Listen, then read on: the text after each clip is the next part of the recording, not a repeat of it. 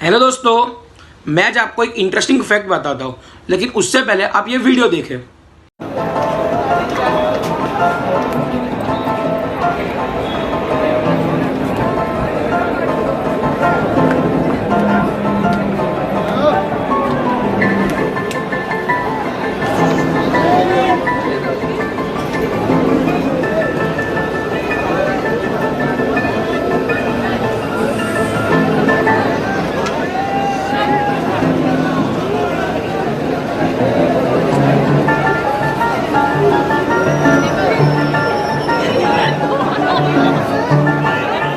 देखा दोस्तों, आप देख सकते हो कि ट्रेन कम नहीं है, हमारे जो देश में लोग ज्यादा है। आपको भी पता है कि हमारे जो देश है भारत, उसकी आबादी बहुत ही ज्यादा है। इंडिया बहुत ही ओवर पॉपुलेटेड है। मैं आपको फैक्ट बताता हूँ। ये जो फैक्ट है, आइए आप सुनकर एकदम चौंक जाएंगे। ये है कि हर 3 महीने में भारत है इजराइल जितनी आबादी ऐड करता है, हर 6 महीने में स्विट्जरलैंड जितनी, और 1 साल में ऑस्ट्रेलिया जितनी। इसका मतलब हर साल भारत एक नया ऑस्ट्रेलिया जितनी आबादी को ऐड करता है। अभी हाल ही में ही जो यूपी सरकार है, उन्होंने पॉपुलेशन कंट्रोल बिल लाई थी। तो क्या हम इस वीडियो में ये बात करेंगे कि अगर पॉपुलेशन कंट्रोल का जो बिल है वो अगर पूरे देश में लागू किया जाए, क्या वो सही रहेगा? क्या इस समय देश को फायदा पहुंचेगा या नुकसान पहुंचेगा? मैं वीडियो के एंड में अपना ओपिनियन बताऊंगा, तो अब इसके लिए वीडियो एंड तक देखिए।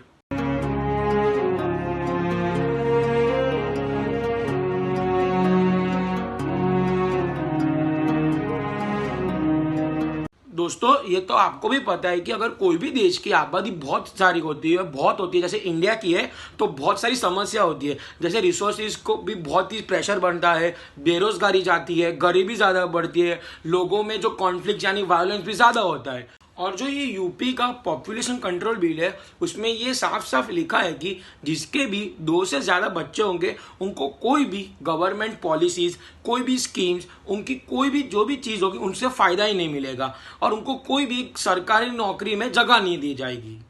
दोस्तों, 2 चाइल्ड पॉलिसी के पहले हम बात करते हैं कि वर्ल्ड ने और हमारे इंडिया में पहले भी क्या कोई ऐसी कुछ पॉलिसी या फिर कुछ कानून लाया था पॉपुलेशन कंट्रोल के लिए, तो इसके बारे में आज हम चर्चा करते हैं। तो पहले चाइना की 1 चाइल्ड पॉलिसी, जो हमारे देश में बहुत सारे लोग मानते हैं कि हमारे देश में भी चाइना की जो 1 चाइल्ड पॉलिसी है वो लागू कर देनी चाहिए। चाइना ने 1979 में अपनी 1 चाइल्ड पॉलिसी को इम्प्लीमेंट किया।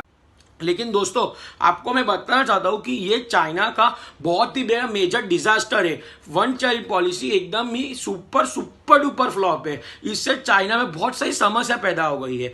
जैसे कि चाइना का जो सेक्स रेशियो है वो बहुत ही खराब है। इसका मतलब ये है कि उधर करीब 4 करोड़ लड़के ज्यादा है लड़कियों के कंपेयर से। क्योंकि मैं आपको बताना ये चाहता हूं कि चाइना में भी इंडिया की तरह बहुत ही बैकवर्ड माइंडेड सोच है कि लड़कों को ज्यादा प्रेफरेंस देता है लड़कियों से। इसलिए वह बहुत ही फीमेल फिटिसाइड हुआ, बहुत ही अबॉर्शन हुए, जिससे उनका जो बोला मैंने आपको 4 करोड़ लड़के ज्यादा हो गए लड़कियों के कंपेयर की वजह से। इसलिए 2015 में जाकर उनके जो सरकार ने 1 चाइल्ड पॉलिसी को बैन कर दिया था और फिर 2 चाइल्ड पॉलिसी को इंप्लीमेंट कर दिया था। लेकिन मैं आपको यह भी बताना चाहता हूं कि 1 चाइल्ड पॉलिसी की वजह से चाइना में क्या हुआ था दोस्तों कि है ना, ब्राइड प्रैक्टिस चालू हो गई थी। इसका मतलब ये था कि जो लड़के के घर वाले लड़कियों को घर को पैसे देकर यानी कि रिश्वत देकर शादी करवाते हैं, ये बहुत ही गलत चीज है। इसलिए हमारे देश में अगर 1 चाइल्ड पॉलिसी को इंट्रोड्यूस किया गया तो बहुत ही बड़ा डिजास्टर होगा। लेकिन दोस्तों, मैं आपको ये बताना चाहता हूँ कि जो भारत में ही ओवर पॉपुलेशन की समस्या है, लेकिन जो भी बहुत ही डेवलप्ड देश है, जैसे जापान का मैं आपको भी एग्जांपल बताता हूँ, वहाँ है ना पॉपुलेशन श्रिंक हो रहा है। क्योंकि अभी करंटली जापान की जो आबादी है वो करीब 12 से 13 करोड़ है। और एक स्टडी के हिसाब से 2050 आते आते जापान की जो आबादी 12 से 13 करोड़ से सीधा 7 करोड़ पर आने वाली है। इसके क्या कारण है? जापान का जो फर्टिलिटी रेट है वो काफ़ी कम है, इसलिए पेरेंट्स का सिर्फ एक ही बच्चा होता है। और दोस्तों, ये भी है कि जापान में क्या हो गया, एक नई समस्या है कि 4 to 1 फैमिली ट्री। इसमें आपको समझाता हूँ क्या है। 4 ग्रैंड पेरेंट्स होते हैं, उन दोनों के एक एक बच्चे होते हैं और उन दोनों का एक बच्चा होता है। लेकिन अभी हम ये देख सकते हैं कि 4 ग्रैंड पेरेंट्स की क्या होता है, जो दोनों बच्चे होते हैं उनको उनकी जो जिम्मेदारी यानी कि उनका खर्चा उठाना पड़ता है। क्योंकि हम देख सकते हैं कि जापान का जो लाइफ एक्सपेक्टेंसी है दुनिया में सबसे ज़्यादा है। उनका लाइफ एक्सपेक्टेंसी कम से कम 95 ईयर से 100 साल के बीच में, उनको उनका पूरा खर्चा उठाना पड़ता है। और जब वो जो दोनों पेरेंट्स 60 या 65 तक होते तो उन जो अकेले बच्चे को उन 6 लोगों का खर्चा उठाना पड़ता है, जिसकी वजह से उस अकेले पर काम करने का बहुत ही बोझ पड़ जाता है।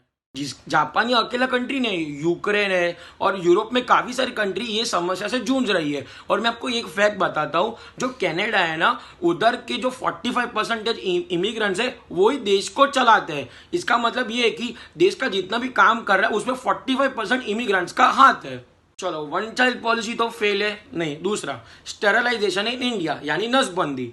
दोस्तों याद है मैंने अपना वीडियो बनाया था इमरजेंसी पर, उसमें मैंने दिखाया था कि कैसे संजय गांधी नसबंदी की थी। तो अगर आपने वीडियो नहीं देखा है तो मैं नीचे लिंक डाल देता हूँ डिस्क्रिप्शन में, आप देख लेना। तो अभी हम बात करता हूँ, जो नसबंदी हुई थी करीब हमारे देश में 11 मिलियन लोगों की थी, जिसकी वजह से बहुत सारे लोगों की डेथ भी हो गई थी। और ये नसबंदी इतनी फटाफट की गई थी जिससे हमारे जो पॉपुलेशन है उसके ग्रोथ पर नेग्लिजिबल इफेक्ट पड़ा है। तो अभी एंड में क्या सॉल्यूशन बचा पॉपुलेशन कंट्रोल के लिए? बहुत ही आसान सा सॉल्यूशन है, मैं आपको बताता हूँ। हमारी सरकार को HRD यानी ह्यूमन रिसोर्स डेवलपमेंट में इन्वेस्ट करना चाहिए। वो क्या होता है मैं आपको समझाता हूँ। यानी हमारी सरकार को एजुकेशन, हेल्थ केयर में इन्वेस्ट करना चाहिए, जिससे लोग ज़्यादा एजुकेट हो। और मैं आपको समझाता हूँ कि अगर हमारी सरकार एजुकेशन, हेल्थ केयर में इन्वेस्ट करेगी तो कैसे हमारे देश की आबादी कंट्रोल में आएगी। एक डायरेक्ट सा रिलेशनशिप है फर्टिलिटी रेट और लिटरेसी रेट के बीच में। मैं आपको ये समझाता हूँ कि हमारे स्टेट केरला है, उसका लिटरेसी रेट पूरे देश में ज़्यादा है। केरला का लिटरेसी रेट 94% है, तो उसका फर्टिलिटी रेट क्या है, कितना है? मैं आपको समझाता हूँ फर्टिलिटी रेट क्या होता है।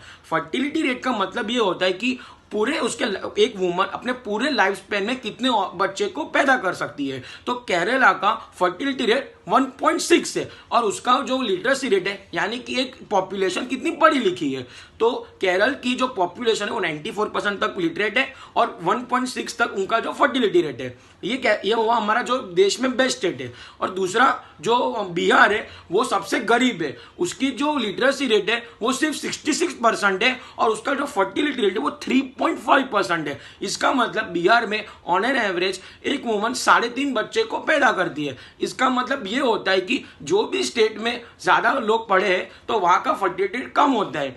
ये चलो अब इंडिया को छोड़ो, मैं आपको दूसरे कंट्रीज का एग्जांपल देता हूँ। मैं आपके दूसरी कंट्रीज का देता हूँ एग्जांपल, जैसे अफ्रीकन कंट्रीज है, नाइजेरिया, केन्या, सूडान, चाड। आप उन सब का ना लिटरेसी रेट देखना और फर्टिलिटी रेट देखना, और यूरोपियन कंट्रीज का लिटरेसी रेट और फर्टिलिटी रेट देखना। आप तुरंत समझ जाओगे कि जहाँ भी लोग पढ़े लिखे हैं वहाँ की जो भी उनकी जो आबादी है कंट्रोल में रहती है। और हमारी जो इंडिया है वो तेजी से उनका जो पॉपुलेशन ग्रोथ है काफ़ी तेजी से नीचे जा रहा है।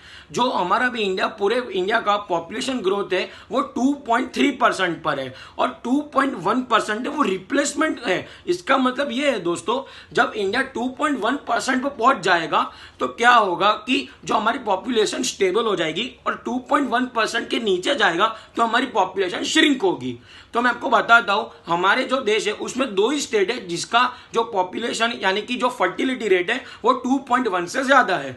वो स्टेट है यूपी और बिहार। बाकी सारे स्टेट्स 2.2 के नीचे आ चुके हैं। तो मैं इसलिए यूपी सरकार और बिहार की सरकार को कहता हूं, आप ज्यादा से ज्यादा अपना जो बजट है उसमें एजुकेशन और हेल्थ केयर को कीजिए ऐड, और जिससे लोगों तक पहुंचाए ताकि लोग और एजुकेट हो, हमारी आबादी जल्दी कंट्रोल में आए। और मैं आपको ये भी बताना चाहता हूँ कि हमारी जो आबादी ऐसे अचानक से कम नहीं होने वाली है, इसको काफ़ी समय लगेगा, क्योंकि जो हमारी आबादी उसका बेस पॉपुलेशन काफ़ी ज़्यादा है। 100 करोड़ यानी कि 130 करोड़ का बेस पॉपुलेशन है, जिसकी वजह से हमारी आबादी 2050 तक बढ़ेगी, अपने पीक पर आएगी, उसके बाद कम होना शुरू हो जाएगी। तो दोस्तों पूरे देश में ये नैरेटिव बिठाया जाता है कि सिर्फ एक ही धर्म है ना वो पॉपुलेशन बढ़ाने के लिए जिम्मेदार है। ये बहुत ही गलत है, आप लोग इससे बचिए। मैं आपको समझाता हूँ कैसे। मैं मानता हूँ कि हिस्टोरिकली इस्लाम का जो उनका जो बर्थ का रेट है यानी कि फर्टिलिटी रेट काफ़ी हाई है, लेकिन पिछले 20-30 साल में वो काफ़ी कम हुआ है। अगर आपको नहीं मानना है कि इस्लाम ही जिम्मेदार है तो और भी जो रिलीजन है उनका भी कम हुआ है। मैं आपको बताना चाहता हूँ कैसे। अगर हम देख सकते हैं अगर पूरे देश में सारे लोगों का डेवलपमेंट होगा तो उनकी जो फर्टिलिटी रेट कम आएगी। जैसे हम देख सकते हैं अगर यूरोप की हम देखें उधर भी इस्लाम है तो उधर के लोग भी अगर उनका भी डेवलपमेंट हो ही रहा है तो उनकी भी फर्टिलिटी कम है। ठीक है दोस्तों, मैं अभी अपना मेरा ओपिनियन बोलता हूँ। दोस्तों मेरे हिसाब से अभी देश में 2 चाइल्ड पॉलिसी की कोई जरूरत नहीं है। मैं बता दो क्यों, अभी तो नहीं।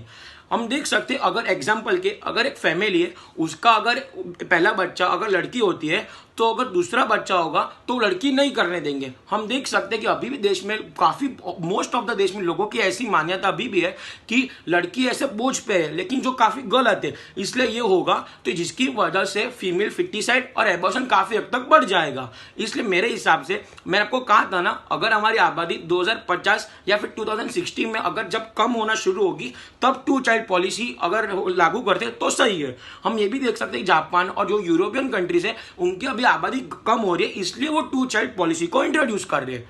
ठीक है दोस्तों, आप भी आपके भी विचार मुझे जाने इसके नीचे कमेंट में डालिए ताकि मैं आपके भी सॉल्यूशन पढ़ सकता हूं और आप डालेंगे तो मुझे भी अच्छा लगेगा। ठीक है दोस्तों, मैं अगले हफ्ते आऊंगा एक नए टॉपिक में। तब तक के लिए गुड बाय।